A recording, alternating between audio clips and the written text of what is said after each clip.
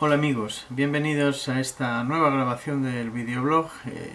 Estoy entusiasmado con el recibimiento que estoy obteniendo de estos vídeos que nacen de forma modesta pero que poco a poco van tomando forma y lo más importante, van contando con vuestra participación.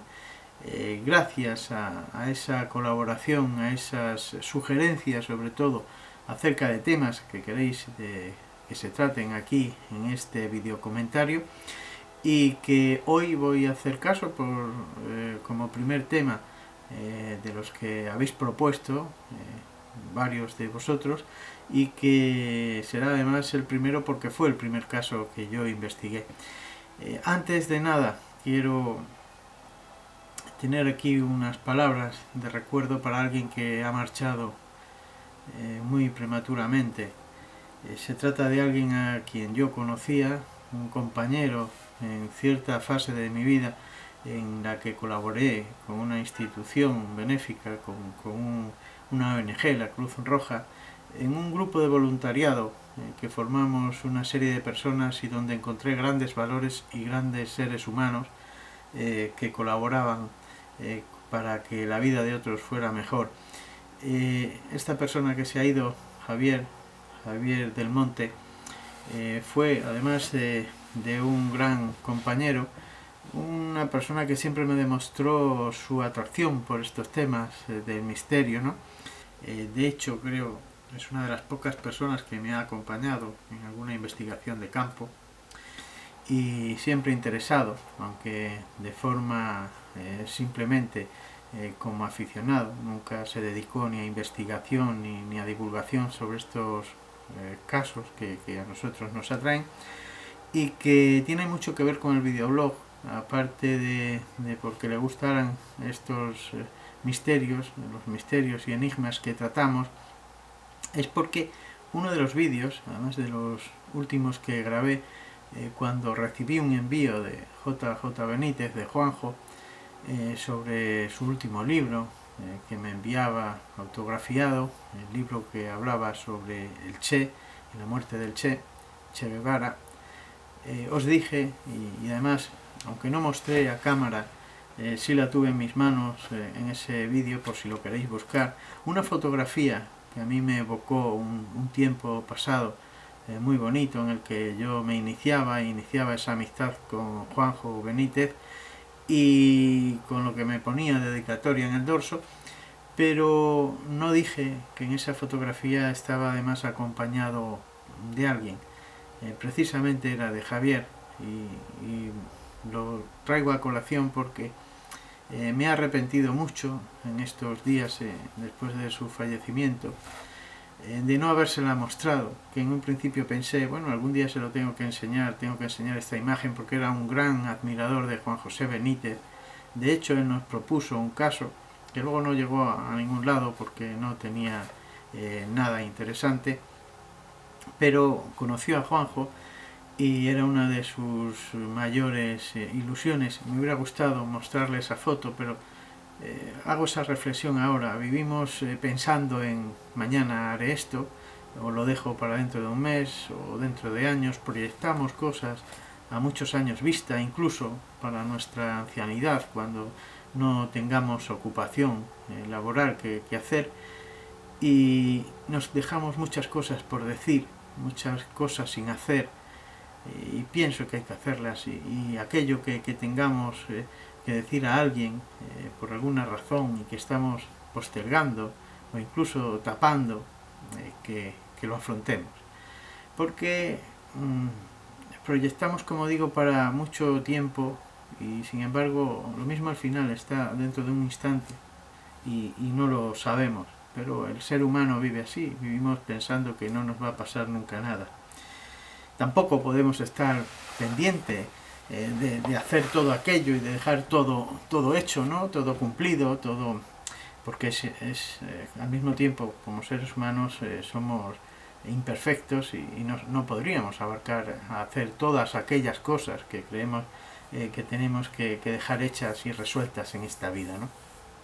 Dicho esto, voy a hablar del fantasma de Saucedilla, después de este recuerdo y esta dedicatoria del vídeo que hoy grabo para Javier del Monte. El fantasma de Saucedilla, un caso que me preguntáis y que, bueno, aunque algunos ya conoceréis de sobra, seguramente lo voy a hacer desde un enfoque que no conocéis. Bueno, sí fue el que proyecté en el libro Huellas de otra realidad, que fue el primer capítulo, pero también fue parte de ese prólogo, de una introducción que hice, donde hablo del misterio, hablo del fantasma de Saucedilla desde el punto de vista de la introspección. En Saucedilla, esta población que entonces tenía 300 habitantes, era el año 1983 cuando ocurrieron los sucesos de apariciones de este fantasma, hay un lugar, un escenario donde ocurrió la primera de las apariciones, el primer encuentro con este ser. Y enfrente hay un banco, había un banco de madera.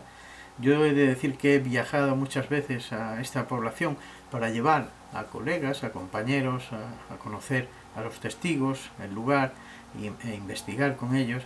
Otras veces para reinvestigar yo mismo sobre aquellos detalles que me quedaron poco claros o en los que quería redundar e intentar sacar más información.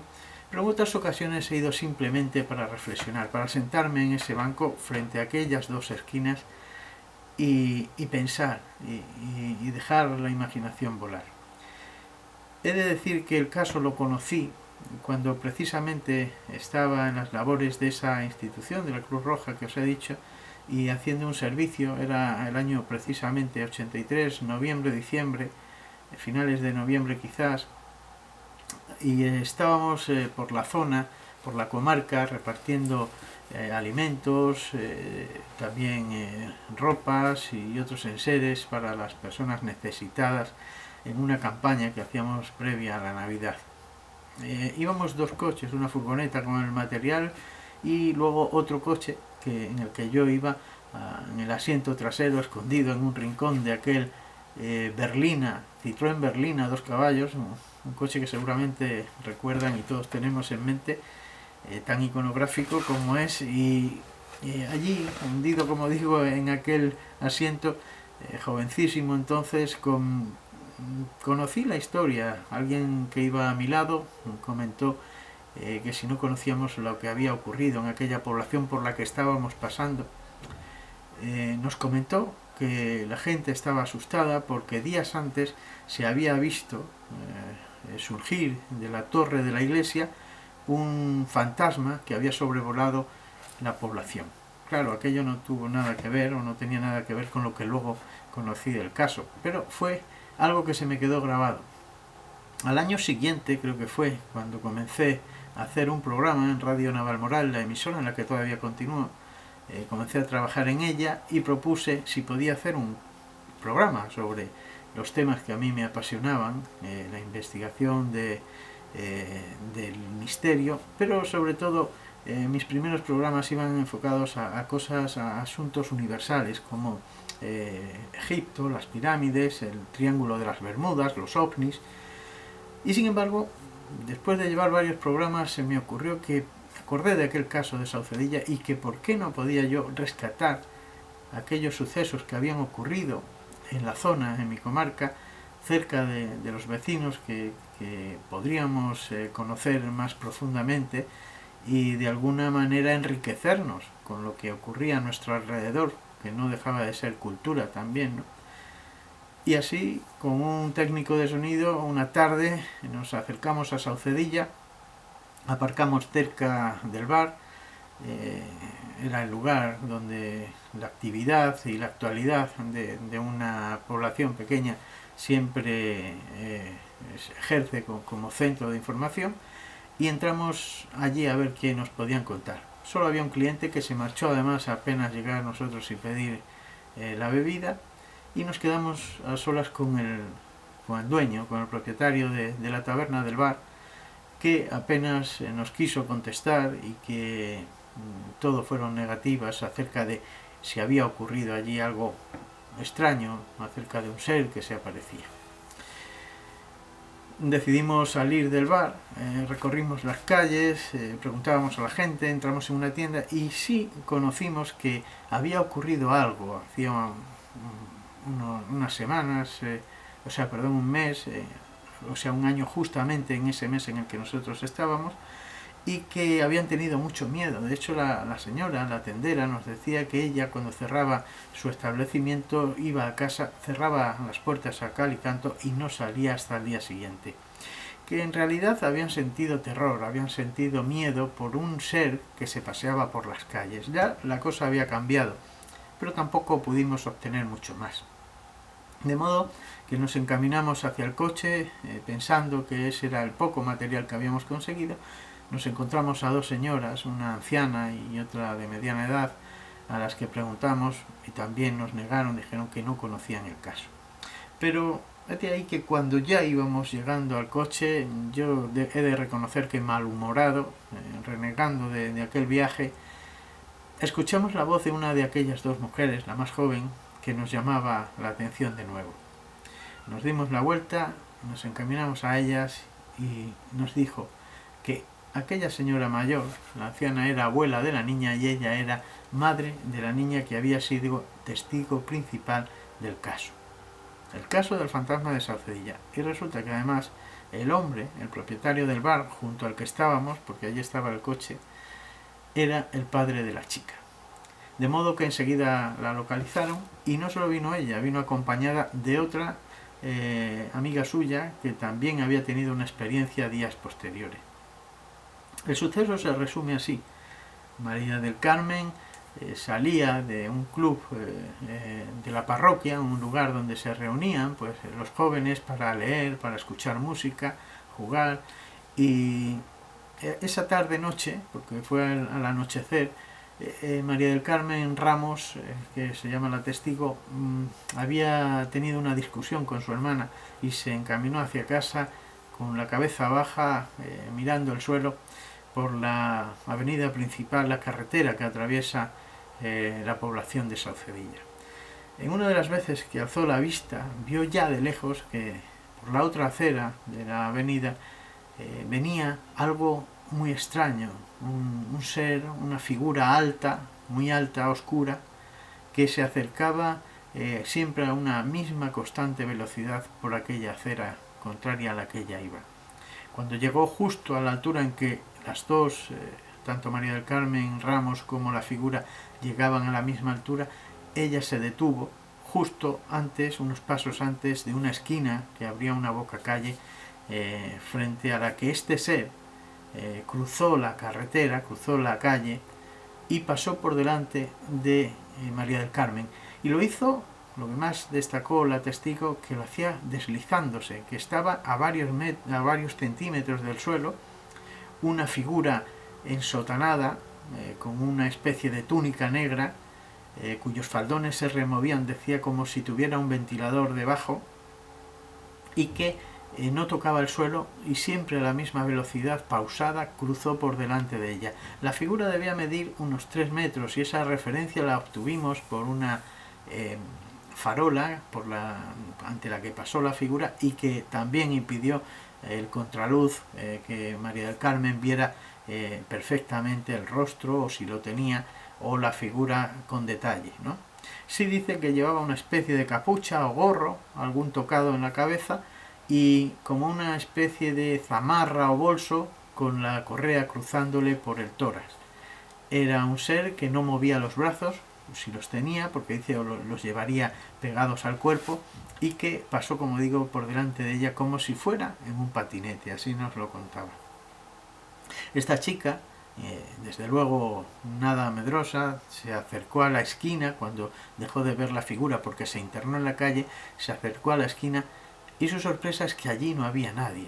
Y a esa velocidad que iba no le había dado tiempo a recorrer la calle, ni mucho menos. Eran tan solo unos pasos los que le habían separado de aquella figura, escasos 3-4 metros. Y además las casas, nos contaban los vecinos, en esas que había en esa calle concretamente, no había nadie, no habitaba nadie, porque eran de personas que vivían en la capital, en Madrid, y solo iban en verano. No obstante, había un callejón sin salida a la izquierda y María del Carmen decidió asomarse, y lo hizo instantáneamente, sin pensárselo. Se asomó a la calle, vio que no había nadie y se dirigió hacia el callejón sin salida, que estaba a pocos metros del comienzo de la calle. La sorpresa es que allí tampoco había nadie. Ella sí se asustó y María del Carmen salió corriendo hacia casa. No contó nada, hasta 2 días después, a nadie, ni a su familia, ni a ninguna amistad. Hasta que supo de más casos de chicos que habían visto alguna figura a lo lejos, tremenda en su estatura. Y después vino el caso de María del Mar Mariscal, un caso que ocurre dentro de su propia parcela, en un chalet adosado que tenía una cancela, y esta chica, al finalizar la cena, recoge las sobras y se dirige al patio donde tenían un cubo de basura a echar los restos de la cena en él. Cuando llega al patio, ya está llegando al cubo, se ve e intuye que hay algo junto a la cancela, junto a uno de los postes de la puerta que da acceso a esta propiedad. El poste medía 2 metros y la figura sobrepasaba en 1/3 de su estatura a este poste. Esto quiere decir que si aquel poste de 2 metros era sobrepasado por la figura en 1 metro más, la figura coincidía en los 3 metros que habíamos comparado con la farola en el anterior caso de María del Carmen Ramos. En el caso de María del Mar Mariscal además hubo un detalle, y es que el ser, aunque con los brazos pegados al cuerpo, sí le vio un gesto en la mano sugiriéndole que se acercara. La chica no lo hizo, claro. La chica salió corriendo porque además también hay otro detalle, vio en el rostro, que era un rostro como de pera invertida, con una forma de pera invertida, que había una especie de marca o señal, como vemos ahí también en algunas de las recreaciones de los recursos que se han utilizado, estos dos en concreto, en los múltiples reportajes que se han hecho sobre el caso. Esa especie de marca o cicatriz le llamó mucho la atención a María del Mar. Como digo, la chica salió corriendo, dando voces, entró gritando en casa. El padre, en un instinto normal, natural, en un humano, cogió un cuchillo pensando que algo ocurría en el patio, que algún intruso había entrado, y la sorpresa es que cuando llegó al patio, allí no había nadie. He de decir que estas apariciones se sucedieron, puso en jaque a la Guardia Civil incluso, que peinó la zona junto con varios vecinos. Durante varias noches estuvieron intentando encontrar a esta figura, pero sin éxito. Y así como vino el suceso, se fue, desapareció y dejó de ocurrir. La reflexión que yo siempre he hecho y como digo, exponía aquí en este libro, en Huellas de otra realidad, era en torno a la figura, y cada vez que me sentaba en aquel banco lo hacía con la esperanza de contestar a aquellas interrogantes. Seguro que de sobra sabía en mi interior que no iba a encontrar ninguna respuesta, pero lo mismo allí como aquí siempre me ha rondado las mismas cuestiones. ¿Qué le deparó el destino a aquel ser? ¿Existiría todavía? ¿Existió antes? ¿Recordaría o tendría algún retazo de lo que le había ocurrido en aquella pequeña población, como lo recordaban los testigos, y nunca jamás olvidarán aquel episodio tan impresionante en sus vidas? Son preguntas que no llevan a ningún sitio, que no forman parte de una investigación real y empírica sobre los casos, pero que sin duda a un soñador como este que os habla le sirven de mucho, le enriquecen, porque el camino, para mí, la aventura, el viaje en las investigaciones es lo más importante. Y para ello echo mano siempre de la imaginación, soñar, que es una forma también, una introspección, una forma de investigar y de hacer que los casos se enriquezcan dentro de ti y sirvan para empujarte a nuevos casos, a cometer nuevas investigaciones y hacerlo siempre con la ilusión y la ensoñación que creo que tiene que tener el investigador. Por eso os animo a que vosotros ahondéis en este o en cualquier otro caso que os atraiga y que sigáis investigando y que también os investiguéis por dentro y os hagáis este tipo de preguntas que, aunque no conduzcan a la resolución de un caso, sí que conducen a que el entusiasmo, la imaginación, la ensoñación os ayude a caminar en este trabajo, que para mí es la ocupación más maravillosa que tengo. Os animo a que sigáis proponiendo temas, sugiriendo casos, y que sigáis con esas nuevas ideas que alguno me estáis dando para que este videoblog se enriquezca también con el apoyo de todos. Seguid haciendo comentarios, por favor suscribíos, y esa es la forma más directa para relacionarnos, y os espero en el próximo vídeo.